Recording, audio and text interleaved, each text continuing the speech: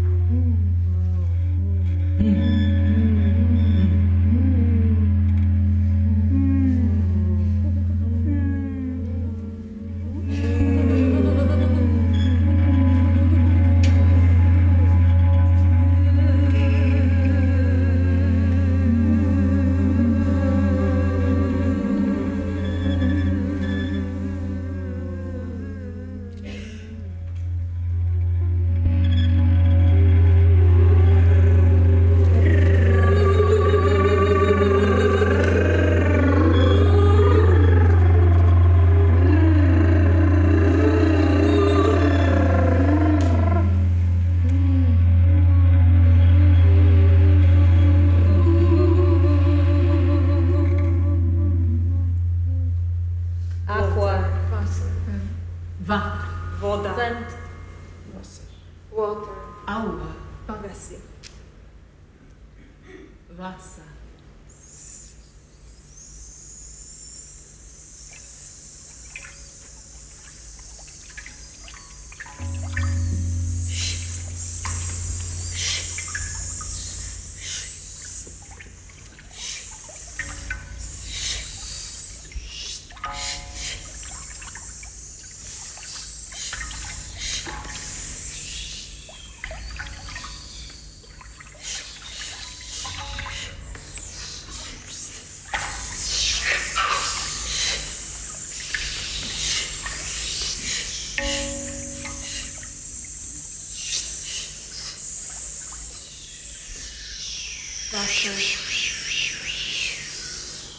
Aua. One. Frischke. Water. Woda. Wasser. Wasser.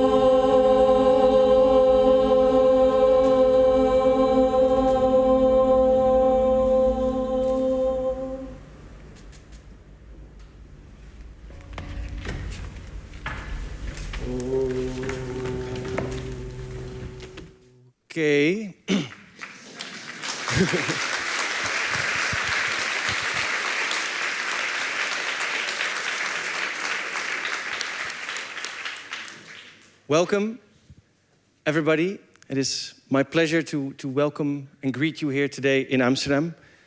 And I know some of you, about 70 among you, have traveled from afar to protect the rights of nature, to represent a lake, a stream, a glacier, a sea. Maybe if you're one of those 70, maybe make some noise. Maybe. And where are you from? Panama. Panama. And can I hear the noise again, maybe? Where are you from? I come from Ecuador. From Ecuador. And where are you from? Iceland. Iceland. So to those who just made the noise, I just want to say welcome to the Confluence of European water bodies. And I think whether you're here to represent a water body over the next couple of days to protect the rights of nature, or whether you're just here today out of plain interest of a book, an idea, I think today we are all equals. You are all equals, because you're all equally human, which I think today is a quite puzzling state of affairs. We have on the one hand people who try to get a glacier elected for president in Iceland, our friends from Snæfellsjökull fyrir forseta, and they sing about water. We also have very other presidents altogether that sing a song that goes, drill, baby, drill. Our species, it seems, on the whole, is still bent on dominion rather than coexistence of other life on this planet. And today, we'll talk about a simple idea that challenges this politics of dominion. A simple but radical idea that changes our worldview, our politics, our feelings, our laws, our language. And it's the simple idea that rivers are living participants of a living world. And this afternoon, we'll celebrate a book that is all about this subject. We'll celebrate its words, we celebrate its characters, and we celebrate the movement that springs from these pages, a movement that seeks to challenge the politics of dominion. And we'll do that together with you. My name is Kees Foukema, I work here, and together with the Embassy of the North Sea and Uitgeverij Atheneum, it's my privilege to welcome you here today and to talk about the question, is a river alive? We'll talk about this and more. We'll talk to you all, I'm sure, but first we'll continue to listen. So please, without any ado whatsoever, join me in welcoming to the stage writer Robert Macfarlane. Give him a warm hand.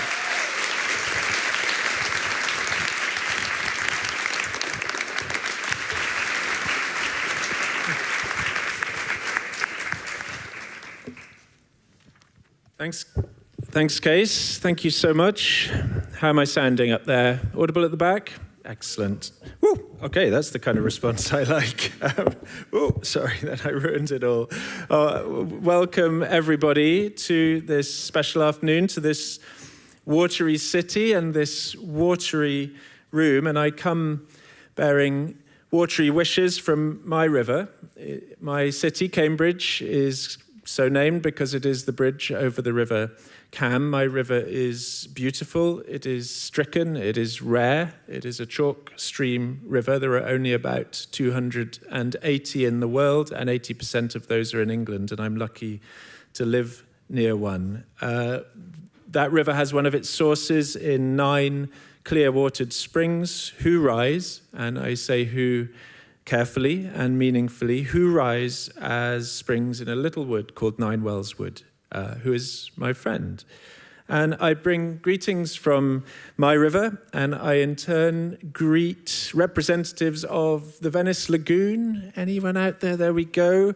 Of the Wadensee, of the Oslo Fjord, of the fast-vanishing Snæfellsjökull Glacier of Iceland, Berlin's Spree River, Ecuador's polluted, beautiful Machangara River, who flows through Quito, who I am lucky to have met, and I think Ecuador is going to feature significantly in our conversation today for reasons both good and bad, both positive and dismaying, especially given the politics of this summer in Ecuador, which we'll touch on more.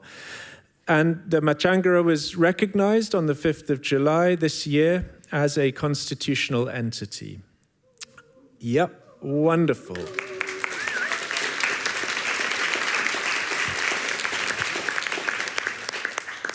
I greet the beautiful blue-watered Tagliamento River, who I am also lucky enough to have met, and who is perhaps the last morphologically intact river of the Alps. I greet the River Don of Sheffield, desperately polluted river, which this summer saw salmon, wear my salmon badge here, spawning in its headwaters for the first time in 200 years. Rivers will revive themselves if they are given a chance. Is that the Don over there? Woo! I greet the Dogger Bank, the Mar Menor, who, as we know, has become the first water body to have its rights and its legal personhood recognized in European legislation. I greet the Baltic Sea, the youngest sea on the planet, the Sussex Ouse. There we go, the Sussex Ouse, the Rhone, the Rhine, the Odra, the Mediterranean, many other water bodies besides. And I also greet everyone in this room because you are all water bodies. Water seeks a body, Astrid Naimanis says, and many of those bodies are human. We are 3/4 water. Our brains are watery. Your brains are watery. Your lungs are watery. Even your bones are watery. So this is a room filled with water bodies. And what a confluence it is. The places where water comes together with other water. The phrase is not mine, it belongs to the American poet Raymond Carver, who very late in his life, when he knew he was dying of lung cancer, he once described himself as a cigarette with a man attached to it. He moved specifically to be close to the fast-watered, clear-running rivers of the Pacific Northwest. And in those final years of his life, he wrote some of the most beautiful river poetry I know. The places where water comes together with other water, those places stand out in my mind like holy places, he wrote.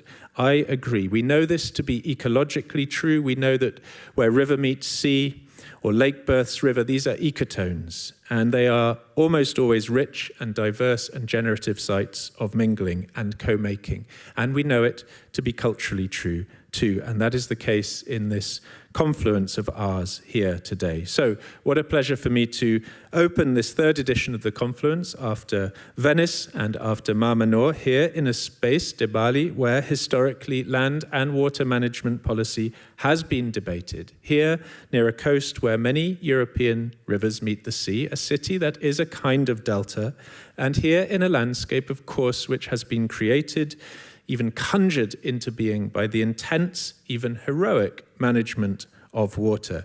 There is a close relationship between this landscape I speak in today and my own home landscape of the Fens in Cambridgeshire, because the Fens were transformed, as you may know, into habitable land by the expertise of Dutch water engineers. They were called the adventurers in my country, in the 17th century, and they brought their knowledge of dikes and pumps and windmills, and they drained the Fens, and they created there, as here, an ultra-managed water world in which I am now fortunate to live. I also live in a nation, England, I should say, separate to Scotland, where water operates within a fully privatised national water system, that in the 36 years since it was inaugurated in 1989 as an ideology, as a young story told about water, it has delivered a rivers crisis which is desperate in its extent and severity. So we have not a single river in England or Wales in good overall health. We have 0% in good chemical health, and we have 14% only in good ecological health. In the Netherlands, however, you passed a law in 2004 illegalizing the privatization of water. And this is a difference between our countries, though there is much in common. We could say then that England represents the global apex of the privatization and the assetization of water, and that the Netherlands represents the global apex of water's instrumentalization. And it may seem that that makes the Netherlands the worst place to gather in which to imagine water otherwise, as we are trying to do here. And perhaps that I, as a representative of the most privatized water nation in the world, although Chile comes very close, am the worst person to introduce this afternoon's gathering. The opposite, at least in terms of this country. It seems to me this is exactly the right place to gather and to carry out what is sometimes called prefigurative politics, that is the building of the new in the shell of the old. Conservative contexts have often birthed radical new approaches, and as we know, Amsterdam has a long and healthy and wonderful history of being open to dissenters, to nonconformists, and to apostates. And when Is a River Alive was published in the UK, I found myself described in The Guardian as a heretic.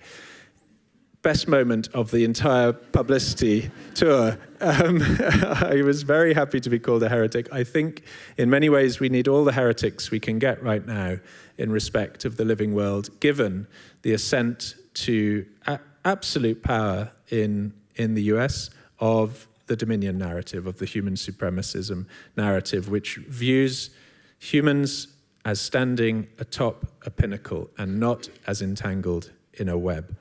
It seems to me that I find myself in a room filled with heretical friends. So, long live the revolution, as the Peruvian-British lawyer Monica Ferrier-Tinta, the barrister for the earth, put it to me the other day.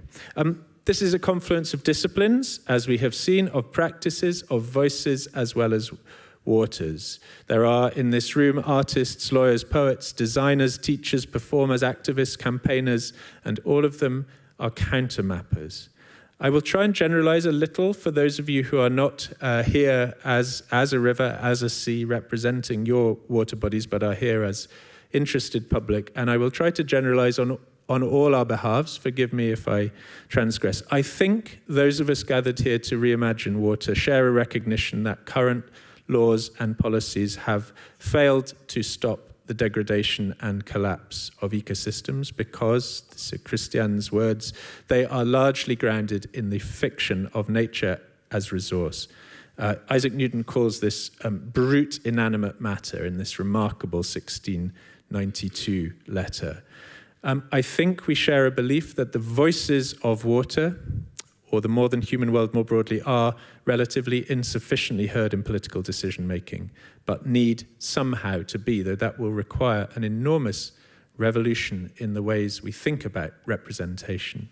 We wish generally to challenge the foundations of what's sometimes called Westphalian state sovereignty. We want to move forwards water diplomacy and water democracy beyond human-centered rights. And at some level, we wish to move forwards into a future where rivers, seas, forests are recognized as fellow subjects. And we believe in the urgency and the possibility of a radical shift in perspective. These views are in the minority, but as the great Ursula Le Guin famously put it, any human power can be resisted and changed by human beings, and resistance and change often begin in art, she said, and very often in the art of words. I would say that I'm a writer, so I will leave it open to many arts, the work of many arts. And Le Guin, shortly before she died, she actually turned exactly to our matter, to our conversation. And here is what she wrote just a few years before she died. One way, she said, to stop seeing trees or rivers or hills only as natural resources is to class them as fellow beings, as kinfolk. I guess, she said, I'm trying to subjectify the universe, because look where objectifying it has gotten us. To subjectify is not necessarily to co-opt, to colonize, and to exploit. Rather, it may involve a great reach outward of mind and imagination. And that's the phrase which has stuck with me there, a great reach outward of mind and imagination. That, I think, is what is happening within this conversation today. And like all great such reaches, it is effortful and it is audacious. But change is coming. There is around the world a rising from the river upwards, from the water's surface upwards, a global tapestry of alternatives, in Ashish Kotari's phrase, is being woven. We have recently seen the Goldman Prize, the Nobel Prize for Environmental Activism, awarded to Teresa Vicente for her work on the Mar Menor recognition, and then to Mari Muñari in Peru for her work on the recognition of the rivers of Peru. Last week, on Thursday, in Cuenca, in Ecuador, 100,000 people turned out on a march for clean water. And it was a truly coalitional march. It was indigenous groups, it was professionals, it was students, it was working class people. They were there to protest against mining and for clean water, for sacred water, for the watershed, for the future. It was an extraordinary movement that has gone, and moment that's gone almost entirely uncovered in the Anglophone press. In my country, we have seen the creation of extraordinary river guardian networks, really fast. Citizen scientists organizing themselves into sampling teams. On the River Wye, I spoke with the River Wye Guardians earlier this year. They're now able to get citizen scientists to any site on the river within 24 hours maximum, typically 12 hours. They can do the testing that the state is failing to do. They can engage the state in reparative action or prosecutional action. It's an amazing network, and we're seeing them springing up around rivers all across England. The crisis is birthing a resistance, as is so often the way. We've seen the rights of the River Ouse recognised and championed by the Lewis Council, and then this summer several councils have followed suit: the Loddon, the Itchen, the Test, the Medway. So there are now 20 rivers politically represented by grassroots groups. But many challenges remain, and I will end with some of them, begin to end with some of them. And here, we know them, but it is worth voicing them, I think. What does it mean to give voice for rivers, ontologically, philosophically? What does water want? And how would we know if we thought we did? Is a river or a sea really alive? What do we mean by life in that case? How are we not just human actors jockeying for position in a pseudo-ventriloquism of the more than human world? How do we avoid a cosplay animism? Where does a river or sea begin or end as a rights-bearing entity or a legal person? Why speak of rights for rivers where the rights of human groups are being obliterated daily in the Middle East, in Sudan, in Ukraine? There is an answer to that one, a very straightforward answer, it seems to me, but we might come on to it. How do we help indigenous, or not help, how do we allow indigenous worldviews, forms of customary law, pluralize and irrigate Eurocentric legal structures without corrupting or co-opting them?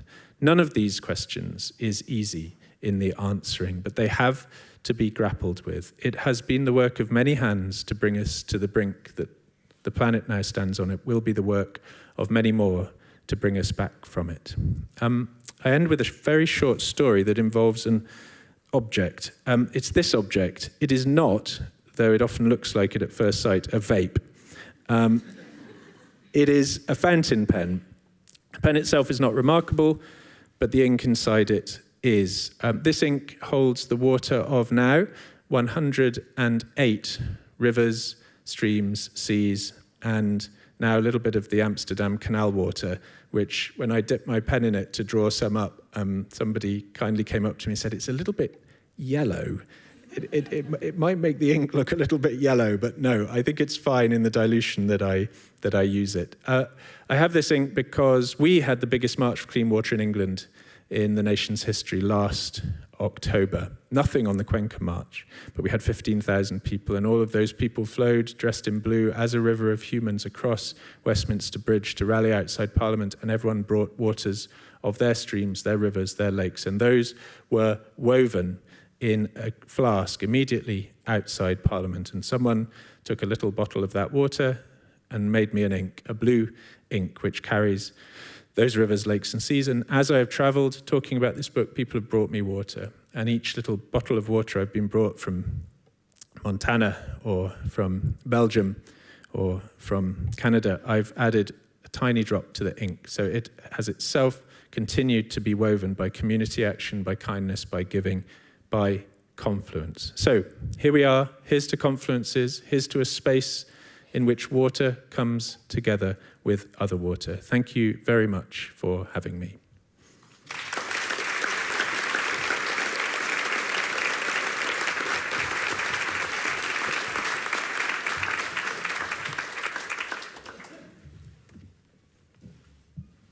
Please join me at the table, my fellow heretic. Hi. Hi, Kees. Hi. Hi. It's a lot of light. So Amsterdam at some point in history prided itself as a city where heretics were welcome. So apart from confluencing with waters, it's also a confluence of heretics, which I think is a fascinating word. Maybe we can talk about that word. Do you think it can be done with an apex privatizer and an instrumentalizer? Is it sensible to get this movement starting from England and the Netherlands? Well, it started far beyond our borders, of course. I mean, the language of rights, for all its faults, with all its faults, is merely a contemporary articulation, verbalization of arguably some of the oldest ontological questions around being, and they concern the boundary between life and not life. Yeah. What is alive and what is not alive? And there are very, very old answers to that question. And then there are some very powerful young ones. Yeah. And one of the things this broad and plural and tributaried movement, if it is a movement, is doing is questioning how that border is mapped and policed. Yeah. And I was thinking a bit about the first chapter of Rachel Carson's book about seas. The sea around us, where at some point she just, from a deep time perspective, looks at the planet Earth, the blue planet, Yep. and says all that life that we call human, or all that life that we call animal, all that life that we call fungal, is already contained in that Yep. blue sphere. The blue dot, yeah. But where it begins, it doesn't really matter. I think is her point in that chapter. Yeah, I think Carson's a fascinating one because, as many people here will know, I mean, Silent Spring is one of those rare books that draws a clear causal line between literature broadly understood and political change. I mean, Carson published in '62 after The Sea Around Us, I think, because she was a marine biologist before, and wrote the Sea Trilogy, I think, in the 50s and 60s. Yeah, even before. And really it was the combination of that, in fact, with the Cuyahoga River in Cleveland, which caught fire. You know you're in trouble when a river catches fire. That's the moment yet you have to scratch your head a little bit. Well, and an entire nation, the US, scratched its head, and under Richard Nixon, surprisingly, probably the greatest environmentalist president that America has had, the State Environmental Protection Agency was founded in 1970. So if Nixon can do it, then the rationalization, the instrumentalizer. Well, maybe that's a long way around to say that literature and art have the power to force change. So maybe it's less to do with the instrumentalizer and the privatizer. It's more to do with the fact that so much of change is imagined artistically, is imagined in terms of this these forms of rehearsal, shall we say, or practice, or theater. Theater, exactly, where new ways of being and seeing are rehearsed, and then at some point they may become real, quote unquote. Though who authenticates the real is a hard and strong question. That's all up to all of us after that. Yes, indeed. So it's exciting to be in a space where some of these forms of imagining are happening, and ritual, such as we just saw, can feel quite confronting. Is particularly within... Why? Well, I think certainly within what we might call a kind of rationalist Enlightenment tradition, it's seen as it can feel superstitious, it can feel sentimental, and yet actually for me it is precisely in the devising and practicing of new old forms of ritual and relating that there's some really, really powerful recoveries can happen. And I see this in the English River movement everywhere. There is so much, as it were, ritual involved in it. There's a scene in your book that reminds me a little bit, is that you were walking through a forest in Ecuador with Juliana, Yeah. a very lively character, I imagine. She's a specialist of funguses. Yeah, fungi. fungi. Yeah, mycologist, very serious scientist. Mycologist. Yeah. Mycologist. Yeah, exactly. And then at some point you ask her, surely what you're saying is a theological assessment and has nothing to do with the science of mycology. Yeah. You are crossing over into another discipline.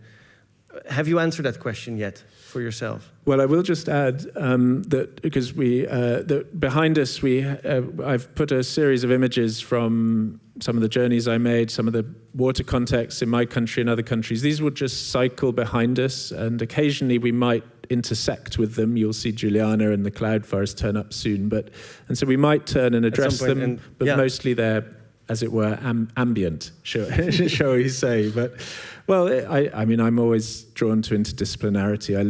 I teach at Cambridge. I'm in an English faculty, but I sometimes call myself a geographer in disguise. I basically love roaming around and across disciplinary boundaries, and I love hanging out with super specialists, I must say. Juliana is an extraordinary person to talk to about field mycology, about the hard science of fungi, who, as we know, change and confront so many of our forms of categorical thinking and notions of body, of process, of flow, of taxonomy, of kingdom. Yeah, they seem to challenge so much of the sort of the Linnaean categories that we have in biology and ecology. Absolutely, and I think that, as it were, the fungi revival, the fungi focus that we've seen over the past few years. My friend Merlin Sheldrake's book ''Entangled Life," and Bjork's obsession with fungi. A lot of this, I think, has to do with their transgressive natures, shall we say? But yeah, the cloud forest itself, and perhaps it's worth saying why Ecuador is such a fascinating nation in respect of the conversations that we're having here, and that is because in 2008, after the election of Rafael Correa in late 2007, who began as an eco-socialist, young eco-socialist, very smart president, but unfortunately migrated. That's what was the beginning of his That was curve. the beginning, exactly. Yeah. Migrated far away from that over the course of his time in power, but he opened up the constitution to the nation and invited a moral reimagining of the blueprint by which Ecuador was at some point governed. you write, enshrined in the constitution, Articles 71 to 74, suddenly there was the rights of nature. The rights of nature was most constitutions are rights-focused, but not exclusively. So this was a very rights-focused constitution. It included the right to water, was central to it. Many articles concerning indigenous rights, and then the 4 rights of nature articles. And just there is a radicalism to this which it's worth just absolutely naming, which is that recognizing river, mountain, forest, nature, Pachamama as a rights-bearing presence, force, entity, is something absolutely foreign to the American Constitution, the unwritten Constitution of Anglocentric governance generally. A couple of forgotten constitutions nowadays. Exactly. As is, sadly, the Ecuadorian Constitution is under severe attack this summer, as I alluded to, and perhaps we'll come on to. But to recognize nature's rights to exist, to flourish, to persist, to maintain and regenerate its natural cycles, and this perhaps really sharpens the radicalism of it, to empower any citizen to bring a case on behalf of the living world. To give voice. To give voice to, if they feel that the rights of a river have been violated. So that constitutional enshrining is just a huge moment in modern moral political imagination about our relationship with the living world. And yet again, the year 2008 was a bonfire of many illusions in politics, and led ultimately to the politics that we see nowadays. Yeah. How do you see these conflicting movements? Maybe I'm gonna ask the big question, and then we can dive maybe into the case of Ecuador. Wait, we haven't had big questions so far? They felt pretty big to me, but let's keep going. Is a river alive? Can we move to the big questions, please? Why is there something not nothing? Let's go for that one. I'll come back to the conflicting movements. But maybe what's going on in Ecuador? Because I've seen 2 days ago the news of 100,000 people in the streets. Okay, yeah. And actually, two biographies of your book, as it features southern India, it features Ecuador, it features Canada. Two of those came back in the same situation. A Canadian mine company is trying to get mining rights in Ecuador. Yeah. And in Ecuador, 100,000 people are in the street fighting for water rights. Yeah, yes. Well, I mean, there is a much bigger picture about what's happening in Ecuador at the moment, which is that the Noboa, the young president, has mounted a desperate attack on constitutional integrity, on the constitutional court, on the constitutional judges, a power grab that is absolutely out of the Trumpian playbook and is done in part because he knows himself to be safe from criticism from north of the borders, as it were, because these are Trumpian moves. So to give one example, he has completely abolished, or has abolished, is in the transition of abolishing the Ministry for the Environment, Water and Ecological Health. And he has placed all of its powers under the aegis of the Ministry for Mining. So there is now really no institution. He's also taken aim at NGOs, environmental NGOs, both within and without Ecuador, and has led a march on the Constitutional Court. So really, he has led a march. He himself led a march on the Constitutional Court. The Constitutional Court. The faces of the Constitutional Court judges are hung on huge banners in the streets in Quito and are being named as enemies of the nation, enemies of peace. So all that hope that went into the 2008 Constitution. I tell the story of a little bit of the story of its writing. It involved eco-feminist groups. It involved indigenous alliances and shamanic practices. I mean, it's the most extraordinary political confluence moment. Of things. Yeah. A confluence, exactly, of hope, of possibility, of ways of being otherwise. And we are now reminded by what has happened there, and of course what has happened in the US, where water is a kind of shadow victim of so much of what Trump is doing. Yeah. I'm happy to say that I'm still working on the Gulf of Mexico project. Is still, but it's good. It's almost fascinating how these movements seem to get momentum right at the same time. So the change in language. At some point, you write a sentence. There's nothing as powerful as an idea whose time has come. So there's definitely this sense of a growing movement that wants to protect the rights of nature. Then again, there are other powerful ideas whose time has come. Right. And one of them is the ascetization of everything, and human supremacy in this old, almost kind of Aristotelian form. I sometimes say I'm surprised to find myself comparing J.D. Vance and Aristotle, but both of them. I do it all the time. You do, exactly. Sorry, I mean, what do I think? I'm in Amsterdam, of course, but they both place humans at or near the top of the chain of being, the scala naturae, exactly. And can you? So how do you see the Ecuadorian case as an interesting lens? Because there's obviously the pure power of capital of the Dundee mining company. Yeah, Dundee Precious Metals, exactly. Yes, Canadian mining company. Literally with sort of an El Dorado complex. Gold mining. And then there is people. Very rich characters, very fascinating human beings, citizens, that are standing to rise above. I mean, the missing part of this story, and the reason I was taken to Ecuador and write the first third of the book about Ecuador, is that I mentioned the right of a citizen to bring a case on behalf of rivers and forests, nature, if they thought the rights were being violated. So Los Cedros, the cloud forest out of which these beautiful clear-watered rivers run, we've seen it, you'll have seen it revolving in the background there, was faced with almost total obliteration by gold and copper mining concessions and interests. But a case was brought, it escalated up the court system, reached the Constitutional Court, and in late 2021, this remarkable ruling was handed down. Beautiful piece of jurisprudence, 127 pages long, better than any... Should be published, better than most novels. And that ruled that the mining companies would and were violating the rights of the rivers and forests. And they 10 days and they were gone. I mean, a really powerful ruling. So there you see moral imagination taking legislative form and then taking regulatory force. And it really worked for a while. It really worked, and it has held. I've remained very involved with Los Cedros. I've remained very involved with with all the rivers, in fact, who feature in this book. But at the moment it's holding, but it's an emergency situation there. Yeah. Now. And did you already 3.5 years ago set out to write a book about these characters, these guardians of the forest? Because you do find them. Yeah. Or did you set out to write about something else? I set out to write a book about life, unambitiously. Not a big subject at all. Three questions. Can a forest think? Does a mountain remember? And is a river alive? That's how it began.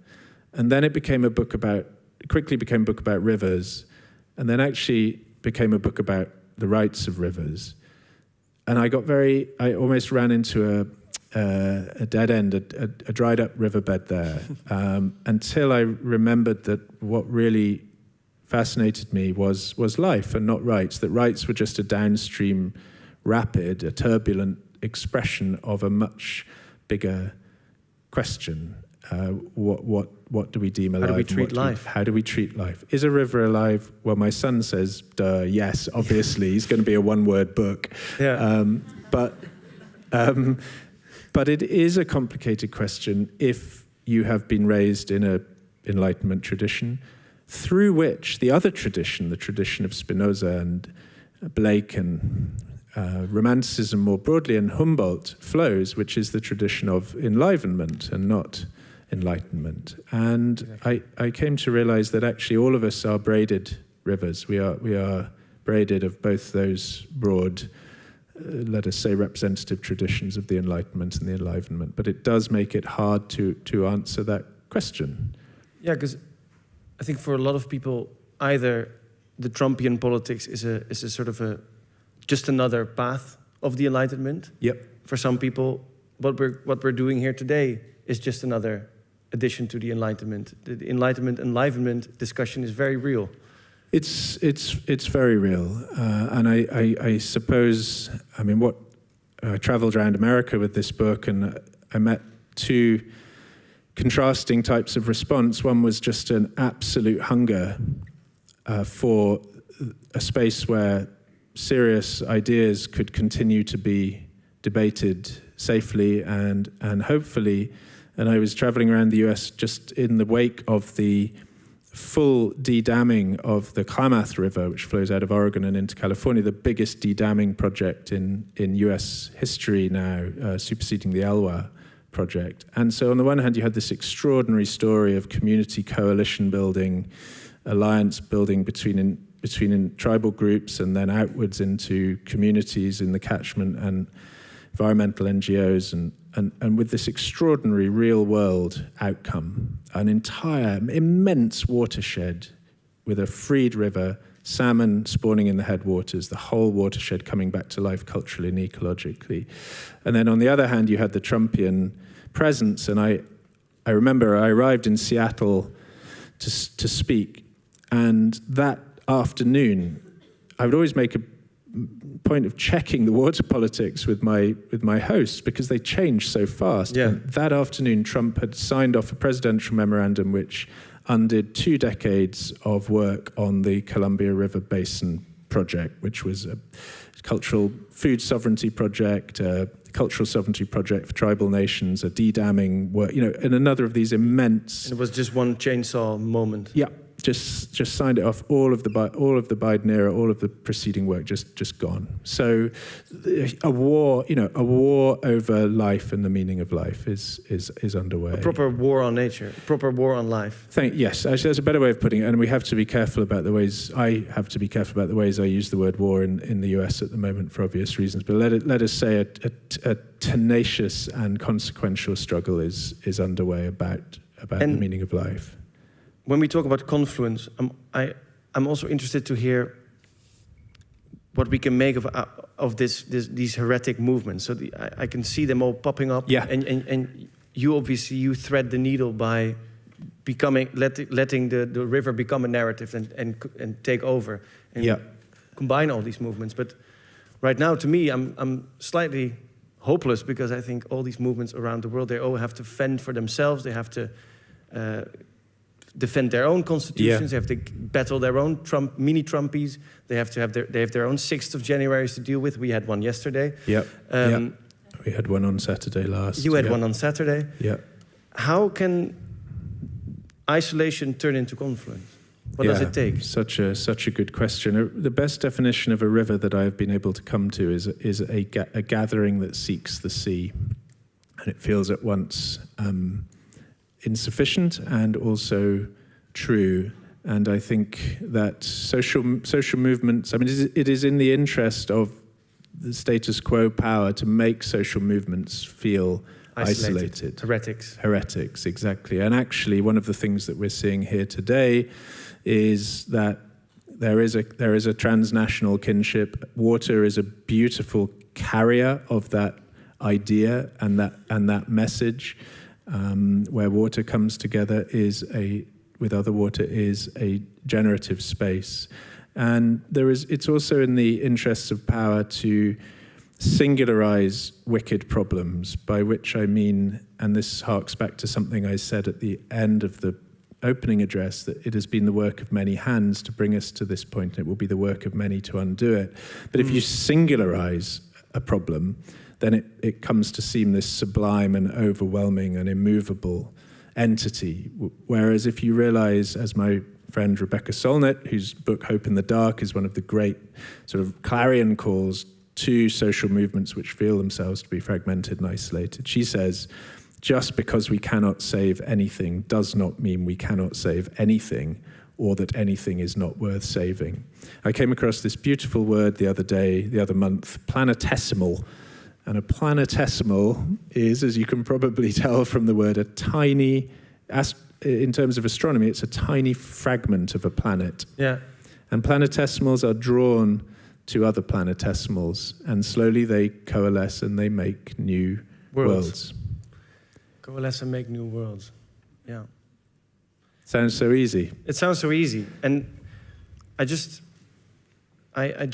this to there's one politician in your book at some point just absolutely decimates a movement by just saying by calling it the infantile left. Well, that's Correa. Yeah, that's Correa. That's Correa. Yeah, but that's the journey he made eventually, was to dismiss the indigenous environmental feminist alliances as the infantile left. And just to speak briefly in his, this is obviously in a way a boutique political conversation, but I think, I will just contextualize it by saying that Ecuador has consistently been the nation which, in my view, pioneers new and extraordinarily progressive ideas about how to legislate, morally imagine, the relationship between humans and the living world. And just to give one example of that, on top of the rights of nature, 2 years ago, they held a nationwide referendum on whether oil drilling should happen in the Yasuni National Park. One of the most biodiverse places in the world. Exactly. Exactly. That a place of almost maximal life. Yeah. But it was the fact that was taken to a national referendum. They also attempted to pioneer, and Correa was involved in this, a debt for nature swap.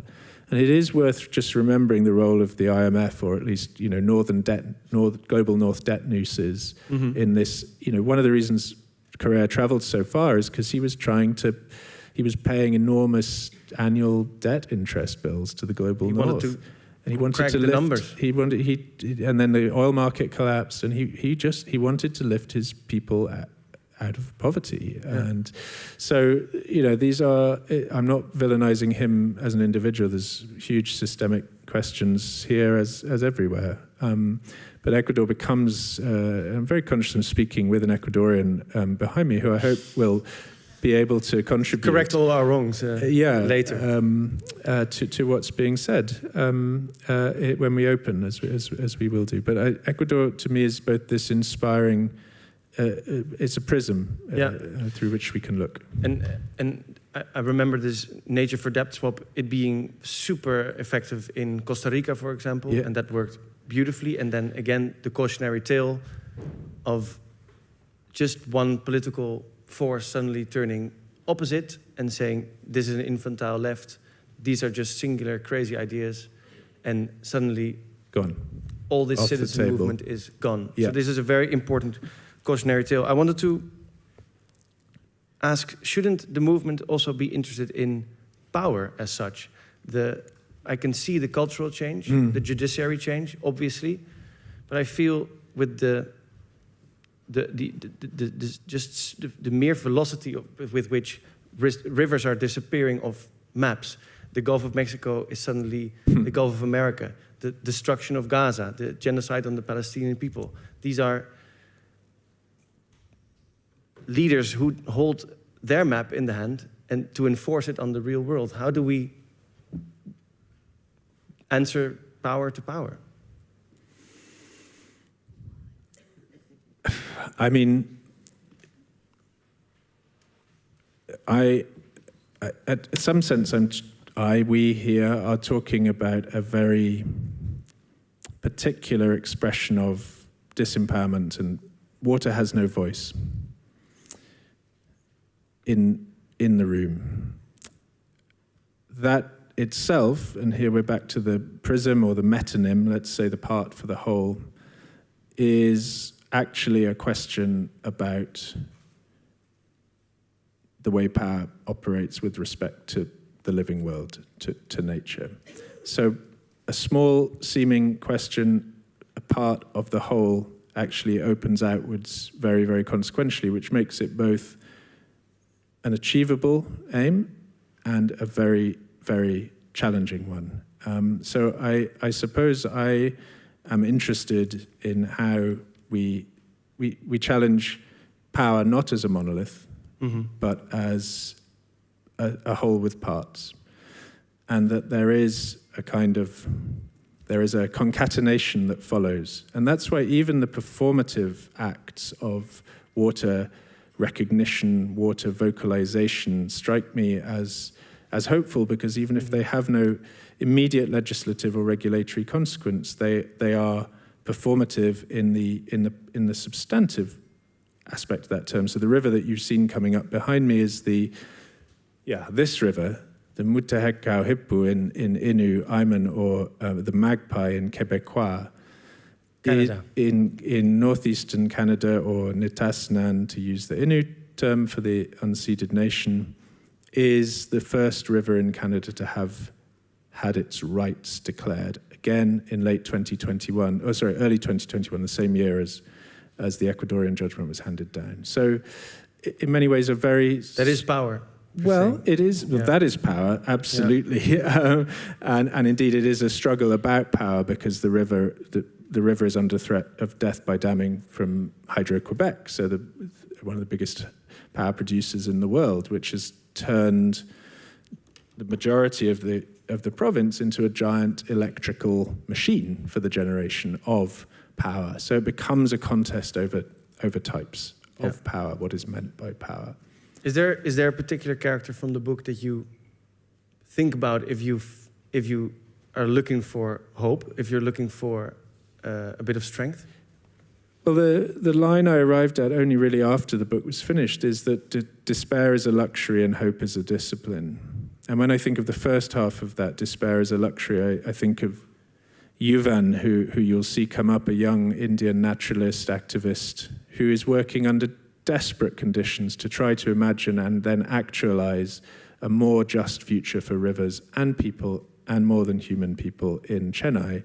And these are rivers where there is, in places at times, 0% dissolved oxygen and 0 species count. These are rivers in which the outflow from thermal power stations scalds the legs of artisanal fisherfolk. Blisters the people who are trying to make their living from that dying water.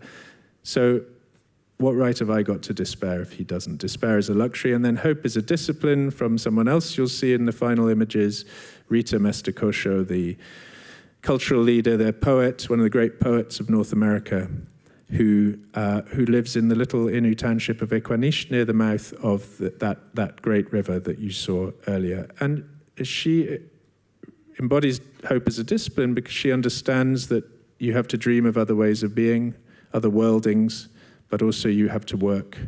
The labor of step-by-step change being realized is immense. And so So you start Despair with is a Le Guin. luxury, hope is a discipline. You start with... Le Guin. Oh, Le Guin. With the Yeah. idea that arts, philosophy, and words, language can Yeah. actually change.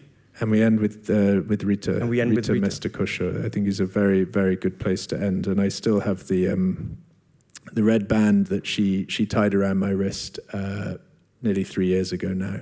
So, and she said, only the river or time, which are the same things, can take that away. So there it still is, reminding me awkwardly There it of is. her. Yeah.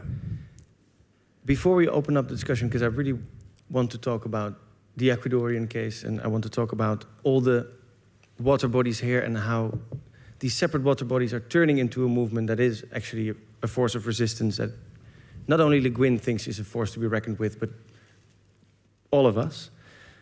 I wanted to ask you, what are you afraid of? Because I think in the end of the book, towards the epilogue, the book really becomes a story about either your children inherit a planet that is mute, that is silent, that is lonely for humans, or we inherit a world that is growing, lush, and, well, flowing, basically. Flowing, yes. Well, that's something to be afraid of, isn't it? I mean, the first. I'm not afraid of death. I mean, I say that now. It's easy to say it when you haven't turned 50, probably. But, and I think I'm a bit of an amateur at death in the sense that I haven't lost people very close to me. Maybe I should say I'm not afraid of death for myself. And I think rivers have helped me understand being as a verb, life as a process that is undergone and that we are always in the midst of.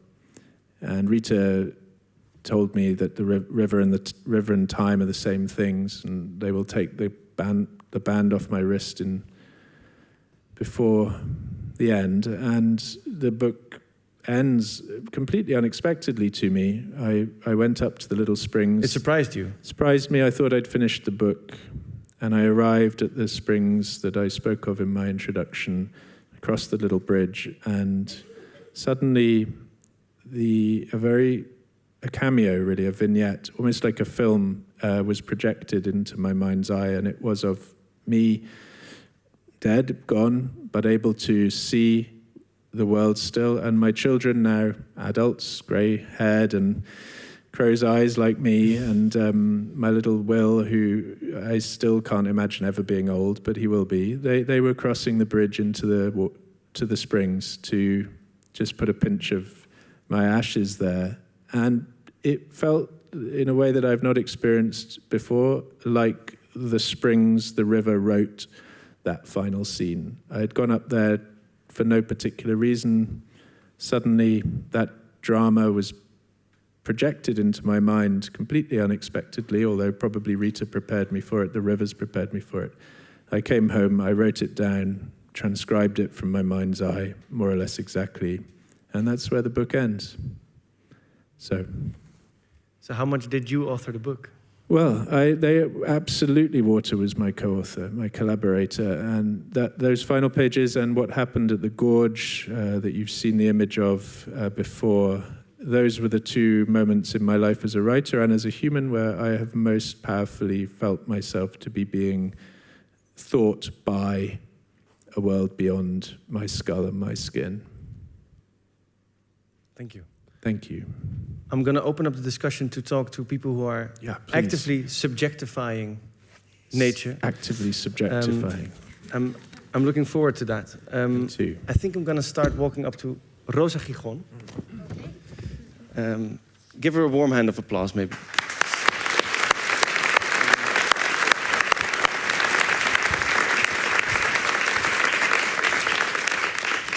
Oh, Rosa. Everybody's so tall in All these water towers. Oh.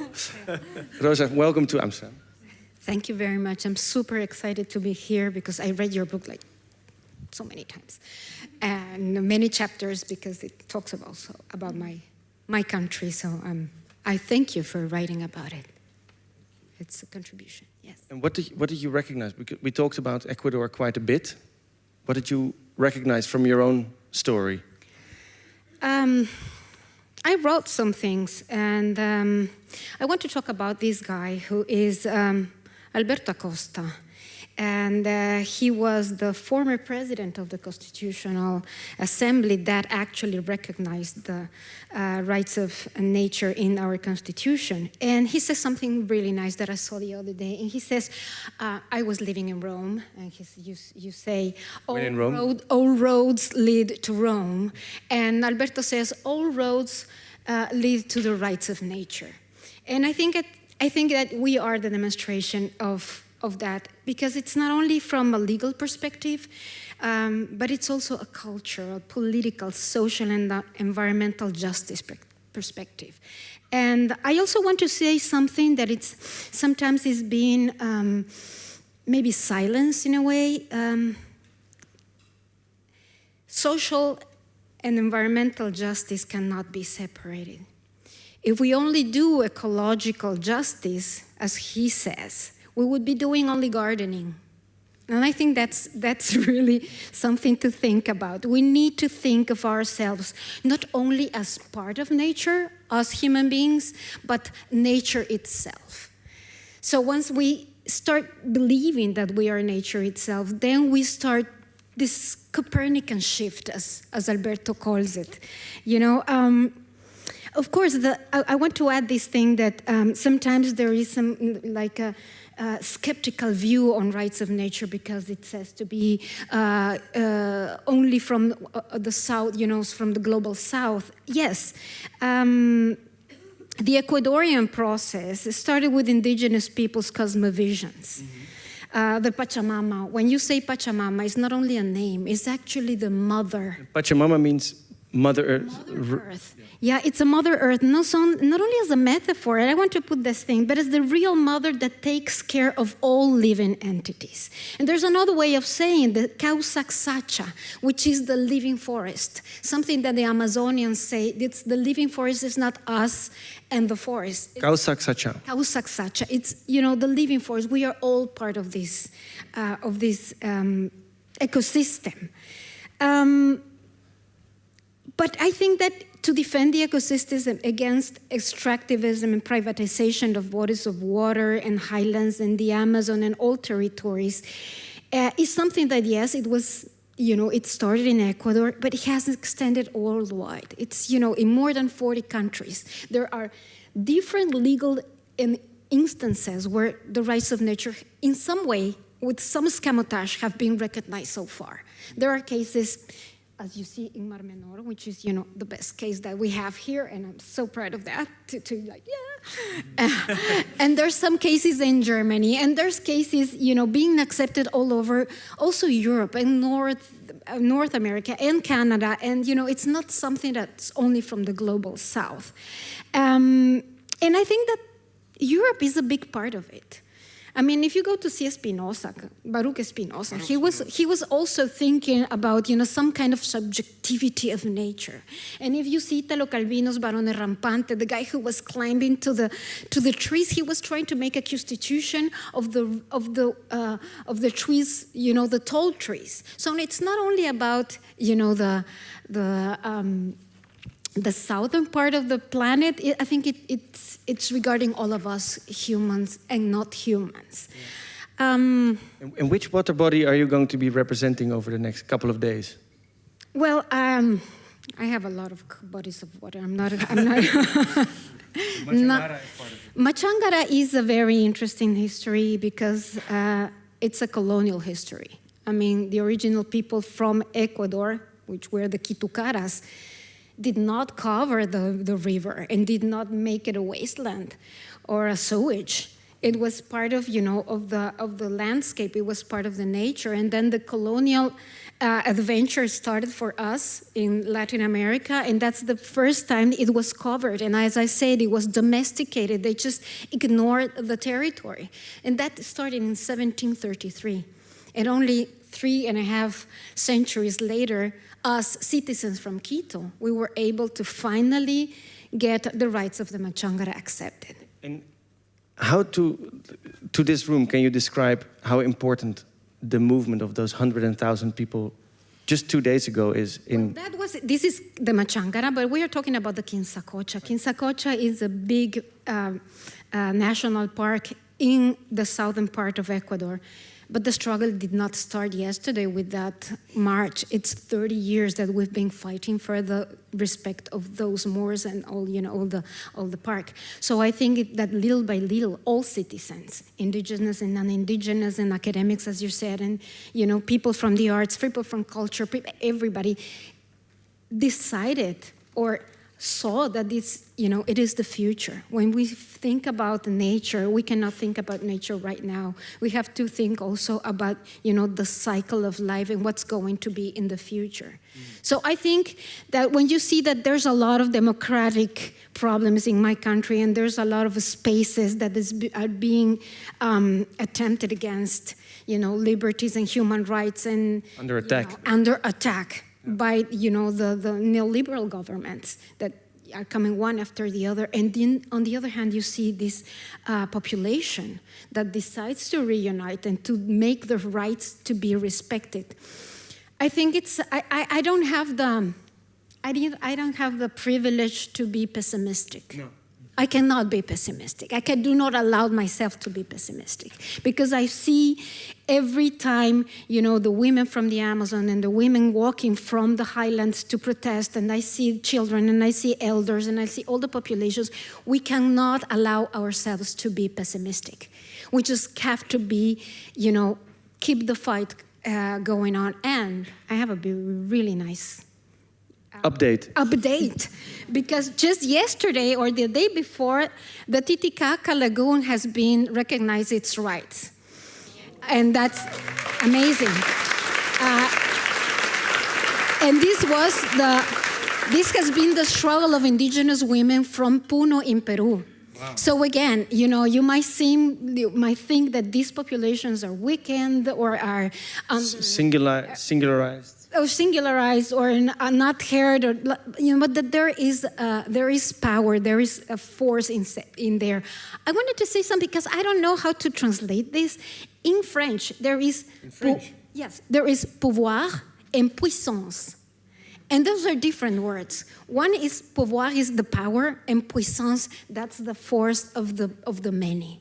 And I like more the word puissance than the word power. And I think we need to think about it because about puissance. About puissance, about how we getting collectively to fight for our or struggle for our Mother Earth or for our Pachamama. We can make it. We can, you know, we can go forward. I'm getting very confident by talking to you.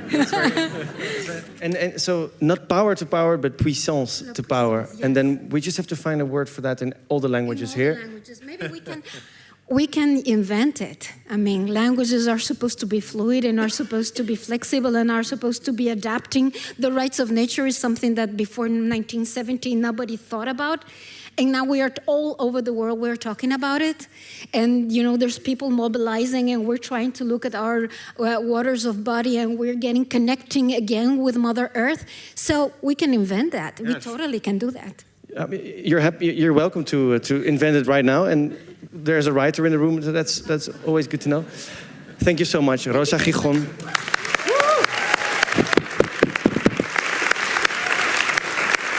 And so, from one lagoon, very successful lagoon, I go to 2 more lagoons. So this is Teresa from Mar Menor. Sí, soy Teresa. Vengo en representación del ecosistema Mar Menor en España. Bienvenido. And this is Pietro, and I represent the Venice Lagoon in northeastern Italy. And so I'm going to ask a question in English to Teresa. So what was the success of the Mar Menor? What explains the success of that movement? Because it was huge. Puedo explicar el éxito de la lucha en el Mar Menor, porque es muy importante por todo el continente. Creo que el éxito del Mar Menor está en la pasión y el amor por un ecosistema en el cual no concebimos la vida sin él. The success of the Lagoon of Mar Menor is in love and passion And what, because the problem with all the people outside of Spain is that sometimes it's hard to find this pasión. El problema de los que no son españoles es que no pueden conseguir pasión, sobre todo los holandeses. So what can you teach us? How did you get all these people together? Yo creo que cada persona en su corazón siente pasión. Siente pasión cuando ve en peligro una persona, un ecosistema o algo que es muy importante y fundamental para su vida. So any person can find passion within themselves when they see a person or an ecosystem or something that is essential for their own life. Thank you.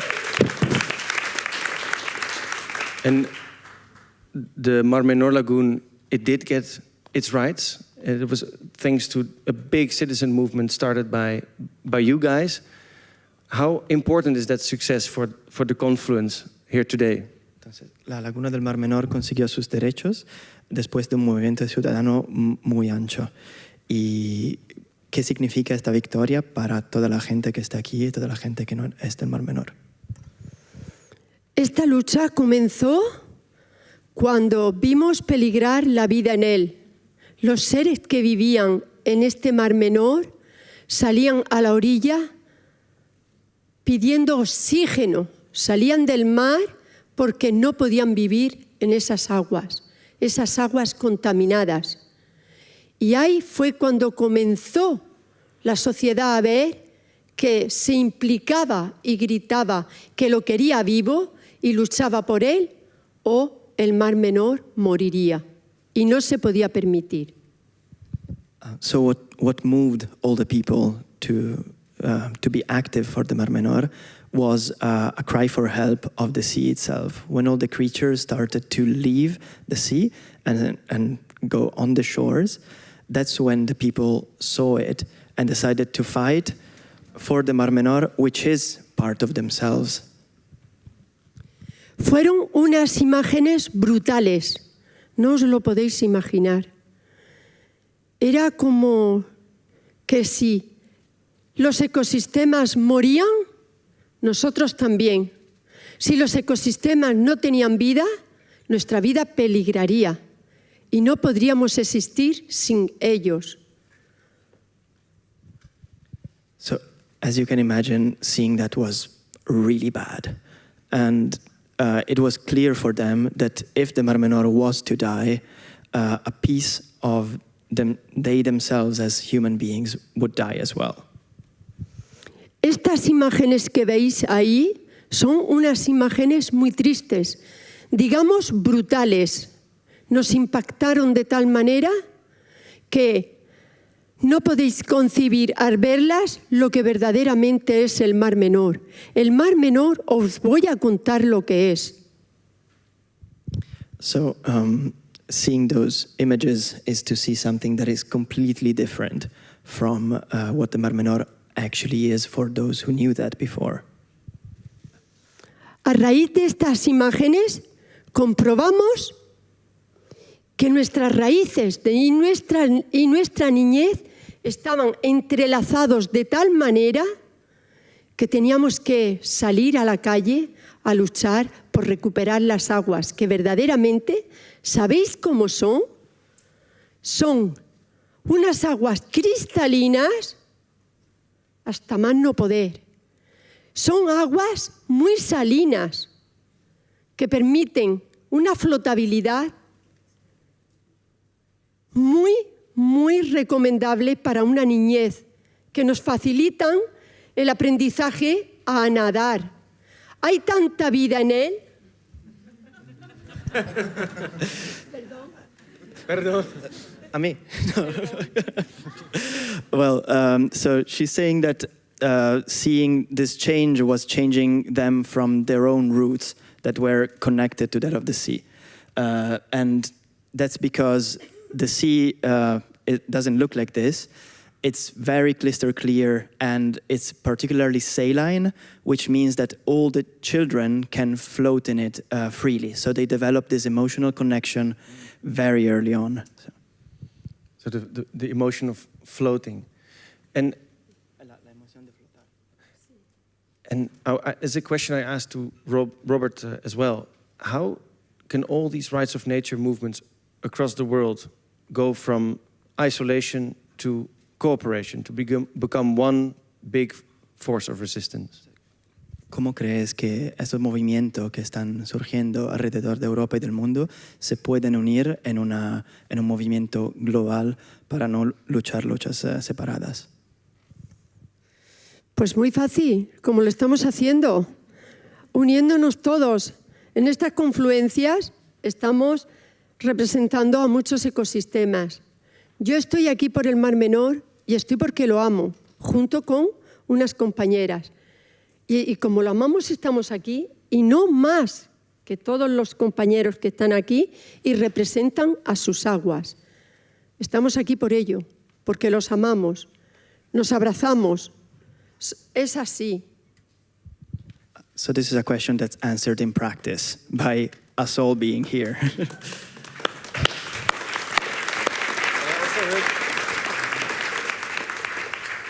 I also heard, es muy fácil. And it's very easy. and we're all here because we love our respective ecosystems, so we're loving water. And as people who are in love with each other waters, we can embrace each other. Se me ha olvidado algo muy importante, que aparte de ser salinas y ser fácil aprender a nadar en ellas, también son cálidas.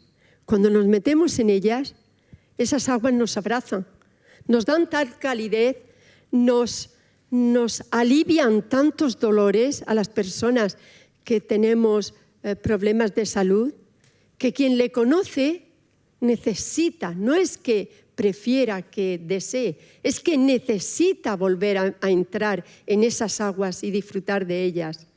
Podemos entrar a las 7 de la tarde, salir la luna y estar dentro de las aguas a las 11 de la noche. So besides being saline, these waters are also particularly warm. So when... cálidas. Cálidas. Warm. No? Yeah. Yes. Yes. I was not trying to interrupt. Okay, sorry, I'm not a native speaker, so you put doubt in me. So for those who know it, bathing in it can ease your pains, and those who know it and come to swim in it multiple times don't live it as a pleasure, but as a necessity. So it's really as embracing a person that you love, and the best feeling is to enter in the evening and stay there and see the moon rising through the night.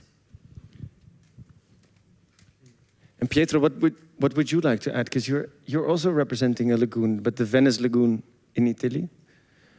How do you think the movement can go from being isolated into a big, strong movement? I'm trying to understand it through this practice. But yes, I represent the Venice Lagoon, and I was living there for 10 years. So we can say that I'm not a child of the lagoon, but maybe an adopted child by now. And I was extremely inspired by the struggle of the Mar Menor, because ecologically and existentially, I would say, it's very similar to the Lagoon of Venice. And I would say that if I learned something by having the delegation of the Mar Menor ladies coming to Venice last year, is that mutual learning and inspiration can be extremely intuitive, because Venetian activists, as many activists in many towns and cities, sometimes can be conflictual with each other, right? I think most of us are familiar with this. But to unite different struggles, sometimes you need something very intuitive, as it was for the Mar Menor, the feeling of grief that they had seeing the lagoon dying. And in this case, it was the feeling of hope, saying, hey guys, if they did it in Spain, why can't we do it here? And so after the Confluence visited Venice last year, we are now bringing together a group of almost 20 associations to draft a Charter of Rights. and we're trying to do it in the most participatory way possible. And this was thanks to the hope and inspiration that the Mar Menor brought to us. Thank you so much. Thank you. Muchas gracias. And then finally, I'm standing next to the North Sea. Hello. Harpo het Hart, also an audio artist, and today standing as an ambassador of the Embassy of the North Sea. What can you tell? What are you going to do in the next couple of days with all the water bodies? Oh, there's a lot. Well, I first of all, I have to say I'm very moved to be able to welcome all these bodies of water and this growing movement that we have started 3 years ago. And it is, in a sense, gaining momentum because you see that a lot of other water bodies around Europe, they want to join. There are water representatives in corners of Europe that I didn't imagine there were. Mm-hmm. So that is actually a very hopeful thing. So yeah, wonderful to be here, everybody. What we are going to do. The Confluence is, of course, a play of word on conference, in a way. And we are here to talk amongst each other and to, tomorrow there's a day of workshops. Everybody gets to bring their own practice and we can learn from each other. Then there's a whole day at Museum Kranenburg. We're going to Bergen aan Zee because we have to be at the sea, obviously. Obviously, where the rivers meet the sea. Yeah. Yes. And there we have a whole program on future thinking, how we can continue the movement. Then on Wednesday, we have a program at the University of Amsterdam on rights of nature. Mm-hmm. And then on Wednesday evening, we have an inaugural meeting of the Dogger Bank Coalition, which is a project that we, as the Embassy of the North Sea, are involved in. That we are. So yeah, I gave my microphone away. It's always a rookie mistake. The Dogger Bank project, can you tell a little bit about that? Yes, of course. I might have to start a little bit from the beginning, from the Embassy of the North Sea, because we're founded in 2018 from the belief that the North Sea should belong to itself and not to private companies or to nations. So we call ourselves an embassy because that is a representation of one country in another country, as if the North Sea were a political entity with its own autonomy. Actually. You are its diplomats then? We are its diplomats, and we are looking for a mandate. Because we don't have a mandate yet, because I think that's very important to realize, that natural entities, they have a voice or in multiple voices. And it's not up to us to paternalize and say we are giving a voice, but it's up to us to listen. And that is where also my background as a sound artist comes in. Because this listening is, in a way, that's work. We have to learn, and we have to learn to know the voice of these non-human, more than human entities. And to be able to sort of, like we are a radio station, like how we tune in and amplify the voice in the political sphere. That is, I think, is important to know. Then to come back to the Dogger Bank, or maybe like slide detour. So this listening work we have been doing with multidisciplinary teams of researchers, scientists, artists, designers, lawyers, where we think we have to look into these particular places. So we have to look for communities. That's an example of the eel in Amsterdam. We have to listen to the voice of the eels. So the paling for Dutch speakers? Ja, de paling is ook een Amsterdammer. De eel is een Amsterdammer. And we have been working with artists and designers to design an eel park. As if what about the ideal environment for an eel to live in? So we had to spend time with the eels and had to build an obstacle course for humans to go through, to how would it feel like to go through an eel ladder, as if, well, this is a long... an eel detour? It's a long eel detour. But I think what is important is that there was a small political success. Because the municipality of Amsterdam, they were interested. Maybe because it was so weird and also so serious at the same time. Because I think that is also very important. If you listen to the voices of non-human entities, things are getting weird. It's going to get weird. It's going to get weird. And you have to be very serious about its weirdness. So And luckily, then this municipality was listening to us eel weirdos. And that is something that we now are scaling up in a way, with the Dogger Bank. Because the Dogger Bank Coalition is a coalition of a lot of NGOs. It's a list. There's the Doggerland Foundation. There is the Blue Marine Foundation from the UK. The Dogger Bank, to be specific, is a bank in the North Sea. The Dogger Bank is feeding ground for. Yes, it's the largest sand bank in the North Sea. It is almost the size of Belgium. It is slightly south. It's huge. It's huge, yeah. It's slightly south of the middle of the North Sea, and it also has. So that's why it's a multi-country coalition. So it has a UK part, Dutch, Danish, and German. So there's also WWF Denmark, Bund from Germany that is part of this coalition. So this is serious politics. But we have this from the embassy, we have the School of Dogger Bank, because we think we have to keep all these things, like what worldview lies behind the Dogger Bank politics. We are studying North Sea technocracy, because there's a lot of technocratic. So slowly you're moving from, if I paraphrase it correctly, and Robert said it similarly, from rehearsal, from theater, and now into actual power, into actual politics. Yes, I think so. And when we began, it was sort of a fiction.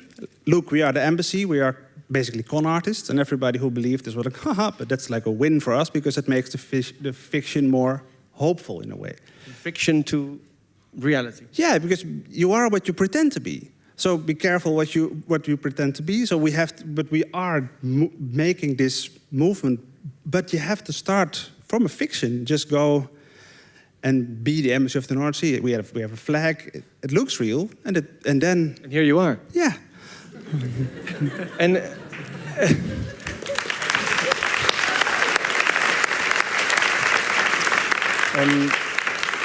and maybe finally, what makes you confident that these movements all around the globe can actually confluence and become somewhat of a real resistance? What makes you hopeful? Well, what makes me first of all hopeful is that the movement is growing. And there are smaller or larger wins everywhere. Also, for instance, the river Ouse. So there are all these small victories. And it is something that we have to be building up from the ground up in a way. And the fact that we are doing that and we're confluencing every year, and the movement is growing, I think that is already, sort of breeding ground, or like a humus layer of something that will grow and will be bigger. Become a very big sandbank altogether. Yes. Thank you so much. I'm going to open the floor to other questions, and a warm round of applause, sure.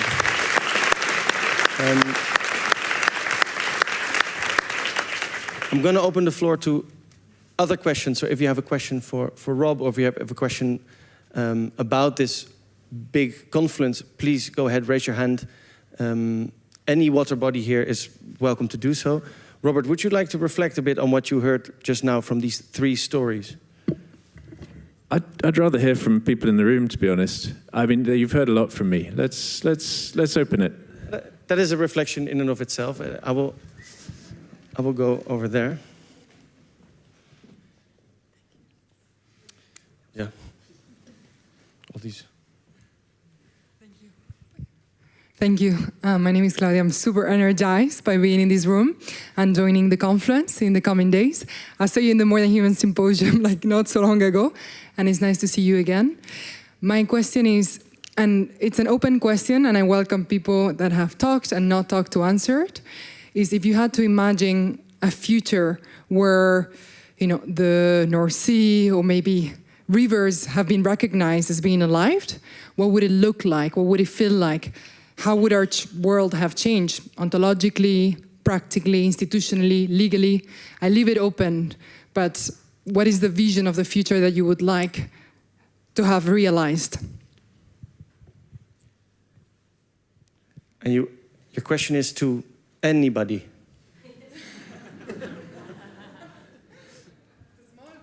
Yeah. But maybe Robbie. Well, I'll give a quick answer. In my country, and Tracy's heard me say this today, but our rivers have gone from being undrinkable to unswimmable to untouchable.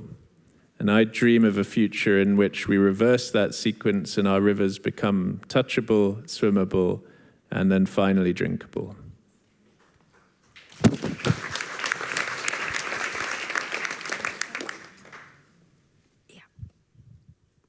Hi, hello. I apologize for not getting up. I have a problem with my leg. My name is Zoe. I come from Serbia and have been with this phenomenal Confluence from the word go. A huge privilege. It's not a question, it's actually an invitation to Robert.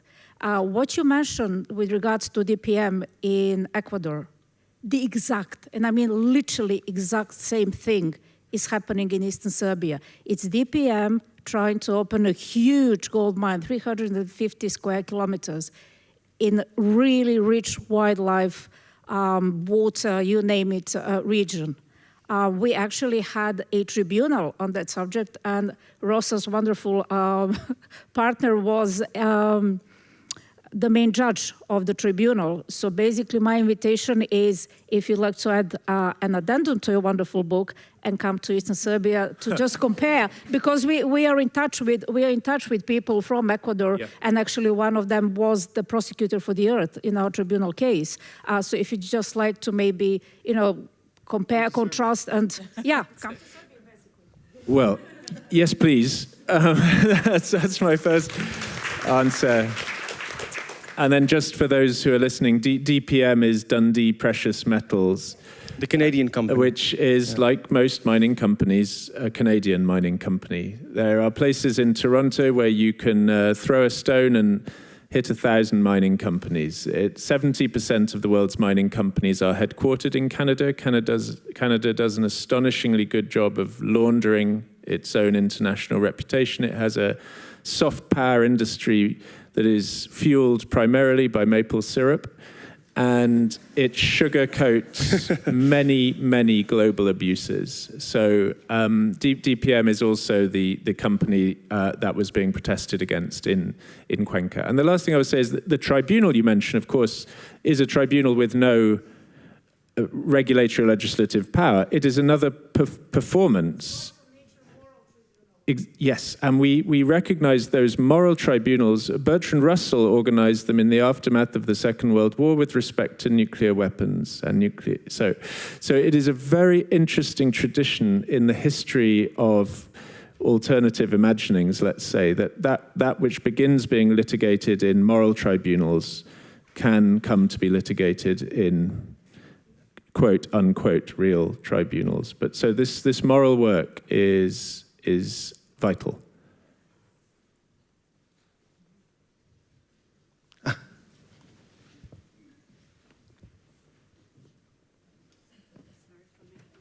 No, it's okay.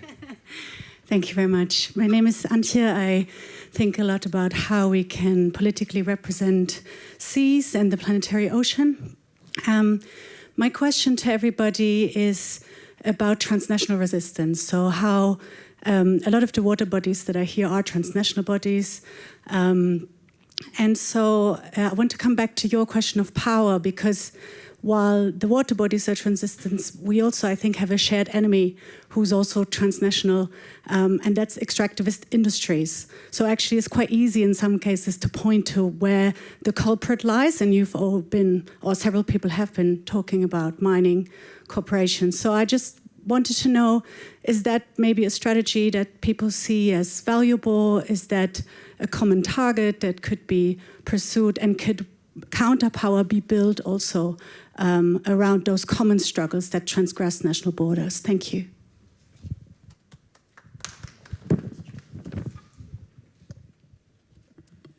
We have a microphone if anyone... Or did you have a specific person in mind when you asked the question? So maybe Rosa Gijon? What was the last part? Oh yeah, sit down. Go ahead. Sorry, I don't know. This is okay. I don't know if you... Okay. I think there are several instruments that are not being cited here.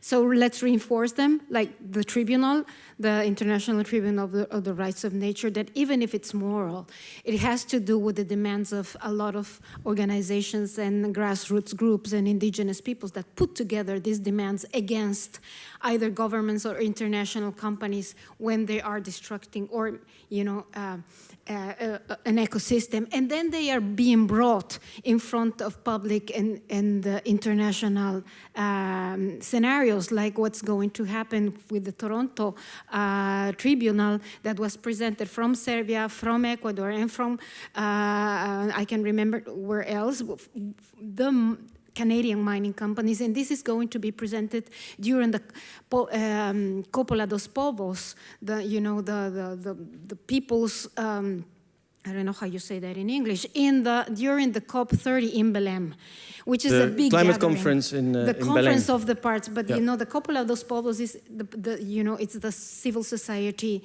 meeting, which is going to gather a lot of people, and there's going to be a lot of visibility. And those sentences are going to be, it's not sentence, how do you call the final? Resolution?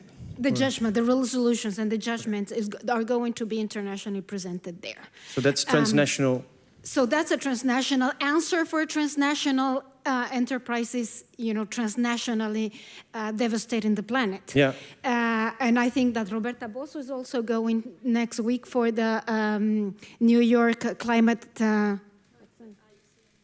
IUCA to present the Rights of Nature initiative, and she's, the Rights of Antarctica initiative, which is a new one, and it's getting a lot of strength, and I think maybe she should answer for that one. But so there are instruments. And it does point also to the question, so rights of nature on the one hand, but where are the obligations for humans on the other? So should the answer to the rights of nature question also include specifically that question? Is there enough focus on how fast and how urgently these extractivist industries need to be held to account? Well, I think that this is a question that we all human beings have to ask ourselves, because as long as we keep the same pace of our life and we are not being challenged with progress, promise, and the idea of progress and an economical welfare that has been, the colonial way of asking us from the South and the global South to access the real thing. If we don't challenge ourselves, our ways of life, the rhythm of our consumption, I don't think that is going to be possible. I think we're going to totally devastate the planet. That's it. So it starts also with everybody challenging their own pace of consumption and life and well-being. And before too long, I'm going to also let this theater become reality once again, and to let everyone meander their ways to their respective seas. Christiane Bosman, I wanted to finally go to you, the one organizer behind the Confluence of Water Bodies.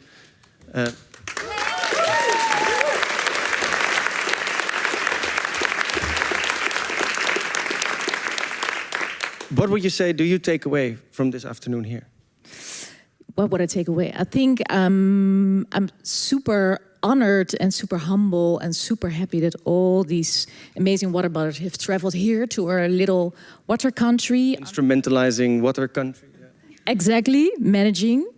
So I mean, we've been on a pilgrimage, on a journey since Mar Minor, Venice, together with TBA 21, Pietro Consolandi, who has been from the very first beginning our partner in, not in crime, but in collectivity. Collectivity is my hope. And thank you so much, Robert, for opening our Confluence. And what we will do is we will take all these wonderful waters to our coast for a really beautiful program. Harper already told something about it. And I'm very much looking forward to the program at the UvA, where we will reconsider our European indigeneity. What does it actually mean? I'm really looking forward to the future thinking session in Bergen aan Zee, where we will sit together and envision our long-term future for our collective. How can we be more effective, more powerful in the public domain? Yeah, can I say one more thing about the program?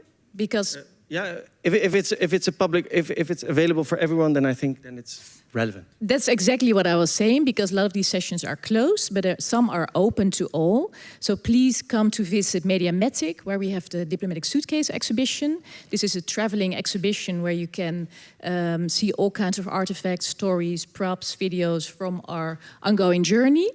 And please come to the Coriolis Effect, which is the film by Pieter en Loom and Corine Eggeraat in Sienebergen. This is the film after they made I Am the River is Me. I think many of you have known it. Yeah, so this is what we have to offer. Please come. Please come. Thank you so much.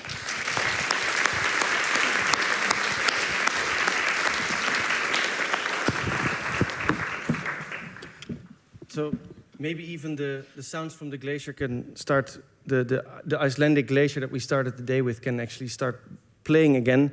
And then Rob, what are you taking away from this afternoon? A little bit of Amsterdam river water, canal water in my pen. Hope is the thing with rivers. That's a version of the Emily Dickinson line.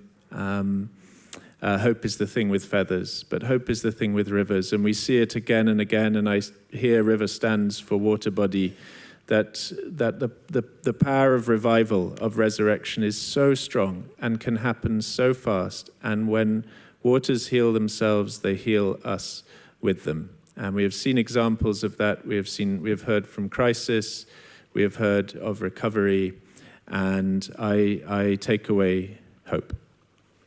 Thank you so much. I think the sound that you hear from the glacier is the sound that sprang this conversation, is also the sound with which you can now start meandering, I think, towards the bar in the first place. And let's continue talking to each other in the future. And I think what this rehearsal shows is that, what this theater here today shows is that, and what all the stories of these people show, is that the isolation can lead to a very, very big, powerful story of resistance. And I've heard it loud and clear. I want to thank you, Robert, for your wonderful book. I've really enjoyed reading it. You will find the book in the foyer. You will find counter mapping by artist Marjolein Boter en Brood as well, about the broken waters of Central Asia. Thank you to the Embassy of the North Sea. Thank you to Atheneum. Robert, a special thanks to you, I think. And you, Kees, as well. You've done a brilliant, brilliant job.